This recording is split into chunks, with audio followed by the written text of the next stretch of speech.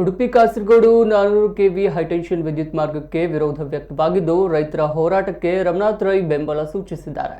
ಮಂಗಳೂರಿನಲ್ಲಿ ಮಾತನಾಡಿದ ಅವರು, ರೈತರನ್ನ ವಿಶ್ವಾಸಕ್ಕೆ ಪಡೆಯದೆ ವಿದ್ಯುತ್ ಮಾರ್ಗವನ್ನು ಅಳವಡಿಸಲಾಗುತ್ತಿದೆ. ಇದನ್ನು ವಿರೋಧಿಸಿ ರೈತರು 400 ಕೆವಿ ವಿದ್ಯುತ್ ಮಾರ್ಗ ವಿರೋಧಿ ಹೋರಾಟ ಸಮಿತಿ ರಚಿಸಿಕೊಂಡು ಹೋರಾಟ ನಡೆಸುತ್ತಿದ್ದಾರೆ.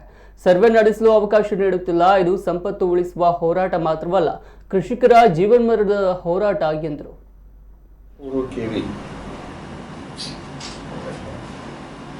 ಬಾಧಿತರಾಗ್ತಕ್ಕಂಥ ರೈತರು ವಿರೋಧಿ ಹೋರಾಟ ಸಮಿತಿಯನ್ನು ರಚನೆ ಮಾಡಿಕೊಂಡು ತನ್ನದೇ ಆದ ರೀತಿಯಲ್ಲಿ ಹೋರಾಟವನ್ನು ಮಾಡಿಕೊಂಡು ಬರ್ತಾ ಇದ್ದಾರೆ. ರೈತರ ಗಮನಕ್ಕೆ ತಾರದಿಲ್ಲ.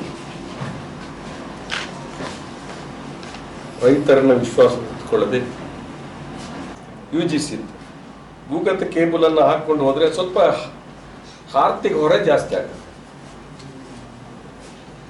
ಇದು ಈಗ ಹೊಸ ಆವಿಷ್ಕಾರಗಳು ಬಂದಿದೆ.